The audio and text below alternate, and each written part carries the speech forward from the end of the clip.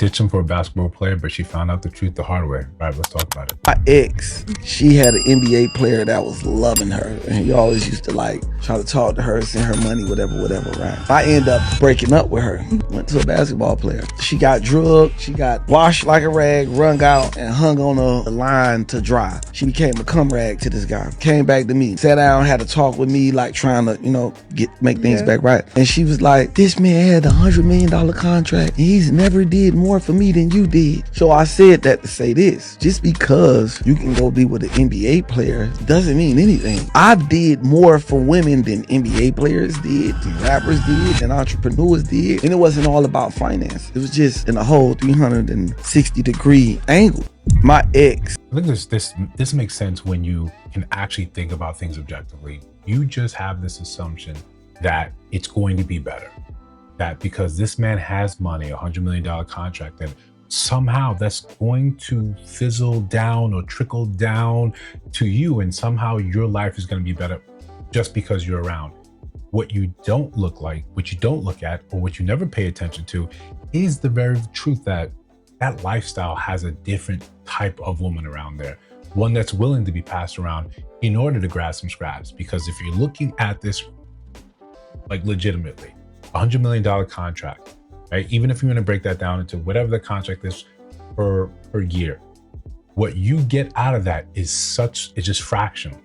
You do the math, and I know we don't like doing math on things like this, but we do like math on the channel.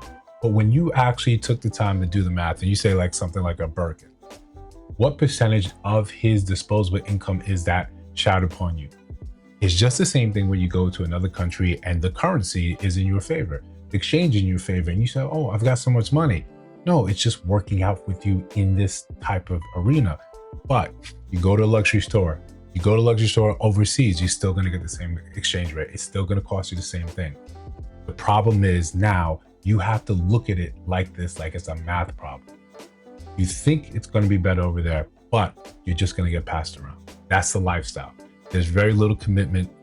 Stand alone, leave alone that the fact that we sometimes think that some rich man is going to pluck us from obscurity, right? This is what women are thinking, that this Cinderella story is going to happen, and the Cinderella story just happens to be, 6'8", 6'9", or 7 feet and $100 million contract. But listen, before we continue, like, comment, subscribe, hit that notification bell so you don't miss no uploads. Still trying to go strong, still trying to do 2 a day, still trying to make a year straight doing what we can do. Hype the video, share the video. We got some merch in the store. So look, we don't want to laugh about it, but some of it is funny because we can now understand how this is supposed to happen. It's not as if we don't have the experience or we don't have women already in that industry that can come back and tell you it ain't what you think it is. How many times, right? And we'll dumb this down, or we'll look at it on our level, us people that are playing down in the mud. How many times do you go into a new job, and if you want to have an idea what your life is going to look like, what retirement's going to look like, you look at the people about to retire. You look at the people 5 years out, 8 years out, and you talk to them. You have conversations. What does it look like? What plans do you have? If people are saying, I'm just going to sell my house and be in an RV because I can't afford to do what I want, do exactly what they did, and that's where you're going to find yourself. We can do the very same thing with these women playing or trying to get the attention of NBA, dudes in the NBA. The playbook seems to be very, very set, where you simply get that person's attention, and he's young, he's done with money, but what's that around? You end up being baby mama number 3, 4, or 5. Maybe you that's the plan. You're trying to come up off that, and somehow that's going to be the thing that wins you out today. You could look at Anthony Edwards in his situation where he just paid her out and she blew all that money. It's poor, P-word management. It's poor kitty management. It's poor economics. You don't understand how any of this is supposed to work because you too are inexperienced. You too haven't done the research. You too haven't done the math. And you think that the little you get from them is somehow better than what you would get with a man that you built with. This is the lie. This is where you find yourself in a position of disadvantage. And you continue with that dream, with that idea, because that's what's put forward in our community. And then you don't think for yourself. You don't sit down and say, what is it that I really want? And is this the best avenue to get it? If you looked at it like that, you could take a second to say, oh, wow, you want a loving family? You want a loving husband? How many of those men are moving in that way that makes any sense?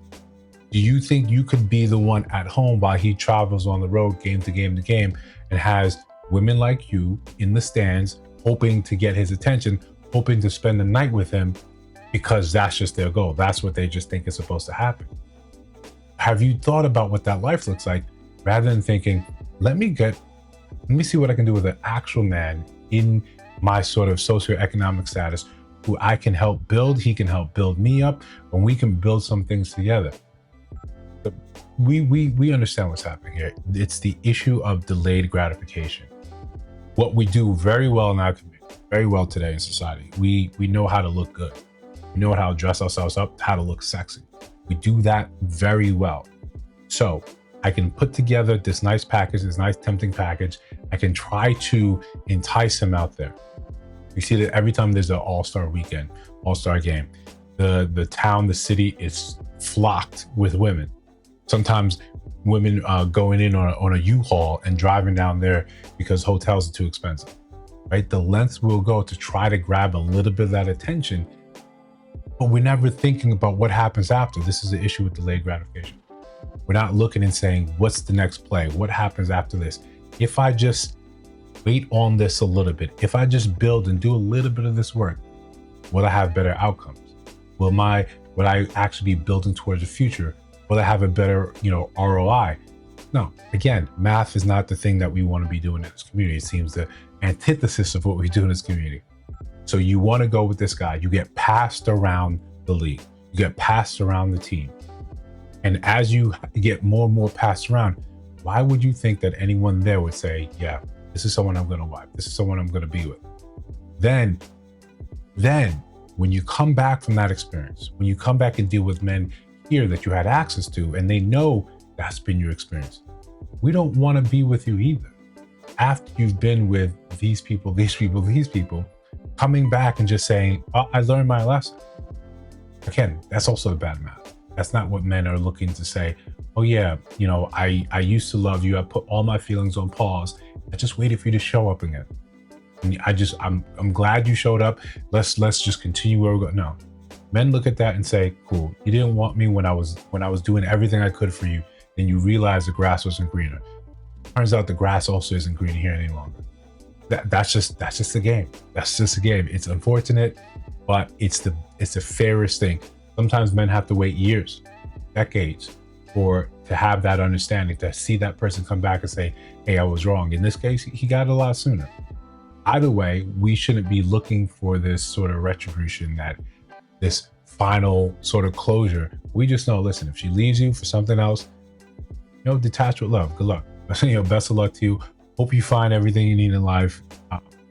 Even if you don't feel like that, say that and just detach. Go cry in the shower or something. Listen, if you disagree, let me know down in the comments below. If you see other videos on your screen, check those out. Let me know your thoughts about those in those videos. And of course, if you listen to Sound Voice now, you have not subscribed. I think you should. I'm just trying to build something dope. See you in the next one.